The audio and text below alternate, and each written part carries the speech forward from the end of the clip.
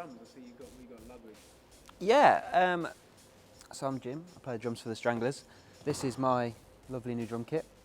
It is a Ludwig Classic Maple, 24 by 14, 13 by 9, 16 by 15 and 18 by 16. Then snare wise, we have a Copperphonic 14 by 6.5 with a 42 strand snare on the bottom. And then this one over here is an old one, it's a vintage, I think it's 70s acrylite, 14 by 5. And this was bought for me by my wife for my 30th birthday, so we have to be very, very careful with this one. And that's it pretty much, drum-wise. We've got a spare, which is a Black Beauty, to match that one. It was all made to match the sizes of an old kit that I had that was a 70s one. It was brilliant, sounded great, but it wasn't durable at all. And it just kept falling apart. So now this lovely sounding new one does the job perfectly. Awesome.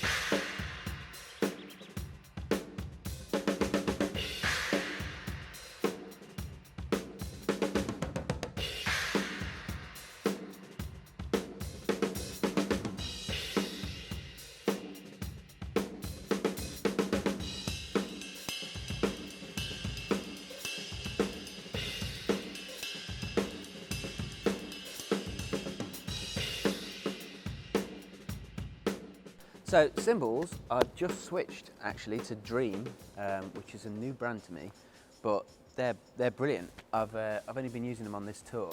We've got 14-inch Energy hats, which have got a really nice kind of weird unlathed bottom hat, and they're quite sort of heavy but dry at the same time. They give a really nice sort of chip to them when you close them, which is really nice. Then up here we've got a 12-inch Bliss Splash. Then crashes are both contact crash rides, that's an 18 and that's a 19. They're pretty heavy and it's taken me a little bit of a while to get used to the weight of them because they sort of swing back quite lazily, which makes double hitting unusual. But they sound fantastic. The sound of them's like a sort of vintage A, but there's a little bit more attack to it. I've never used anything this heavy before, but they just sit perfect. There's not too much stain on them. And yeah, it's really nice. Then this is a contact as well. This is a 22-inch heavy ride, which is great. It's got a really nice bell on it. It's a really heavy cymbal, but you can be quite delicate with it as well. I mean, I tend not to be because I'm not very delicate as a rule. But you know, if you want to play it as a nice sizzly little ride, it will do that. And you can also crash it and stuff. It's great. This big boy is 20-inch. I don't know what it's called. I think, is it a Lion or something? But it's like the China range anyway. I tried the Pang that they do first, which sounded awesome, but it was a bit thin, and it was it was too much for it basically, because again, it's only really an effect cymbal, and I tend to absolutely lamp it when I do hear it, because subtlety is not really my thing. So that's really good. It's got a really kind of gongy sound.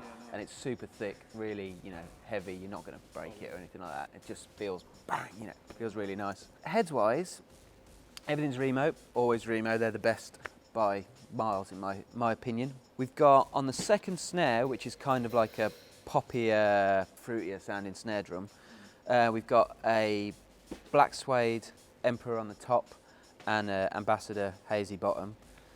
Main snare is Ambassador hazy bottom and Black X top, which is an Emperor X, but nice and black. Then on the toms, Black Emperors on the bottom of everything, and pinstripe ebonies on the top. We're not trying to reinvent the wheel with the tom sound. It's just supposed to sound like a big, nice rock drum kit, nice and full, and trying to sort of stay fairly true to the kind of 70s sound that the band have. You've got to be respectful of what the record sounds like. So a lot of what we do, like this is a really heavy snare head, but it's because we want it.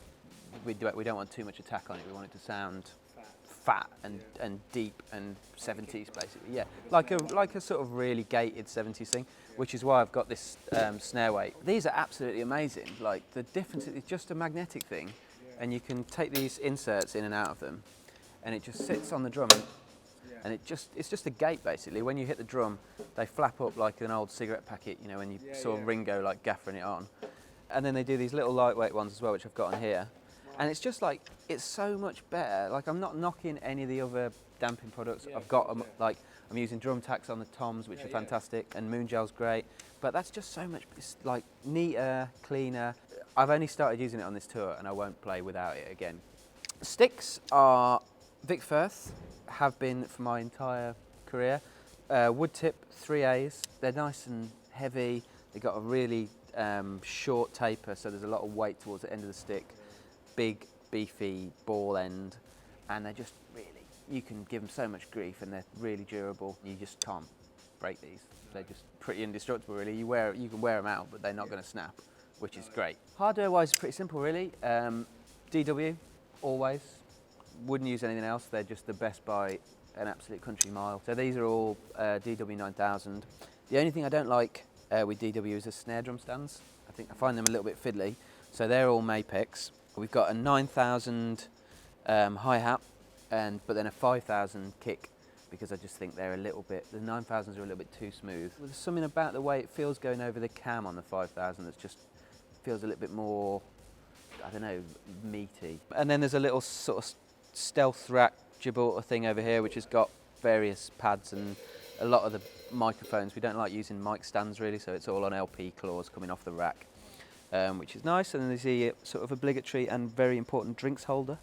Briefly, electronics-wise, you've got SPDS, obviously. Yeah, we don't use loads of electronics. It's just, but the band have got kind of such a long career and they went through so many different musical styles, kind of got to try and get as close to some of those things. So we just augment the acoustic drums a little bit live. Yeah. So I've got a SPDS-X over here, which has got a few different pads. We use it on about 7 songs or something like that. Yeah. There's a snare trigger, which we just bolster the main snare with. This is a little Doors pad, which is like 100 years old, which is really cool because it's really hard, but it's really small. Doesn't get in the way. Like you put it exactly where you want. It's just the wood block on one song, rather than having a mic'd up wood block. Just does it. It sits exactly the right place. Perfect. Monitoring wise, I've got some Cosmic in-ears, which are fantastic, very reasonably priced and extremely good quality. I've tried all the different brands and they're the best sounding ones. Porter and Davis BC2 Thumper, which again is just like, I wouldn't be without it now. It's absolutely amazing. Yeah. I've tried, again, all the different brands of those and nothing even comes close. This is so far and away the best thing on the market for it. And they're really nice guys. It's a little company, which I like. And they're just, that's my absolute favourite thing. In fact, one of my favourite things on the kit, that is, it's just brilliant. So that's pretty much it, really. Thank you for coming and having a look. Hi, this is Jim. I play drums for the Stranglers. We're here in Southend Cliffs Pavilion. Big shout out to Sound Attack for coming down and checking out my kit, and hope to see you at a show soon.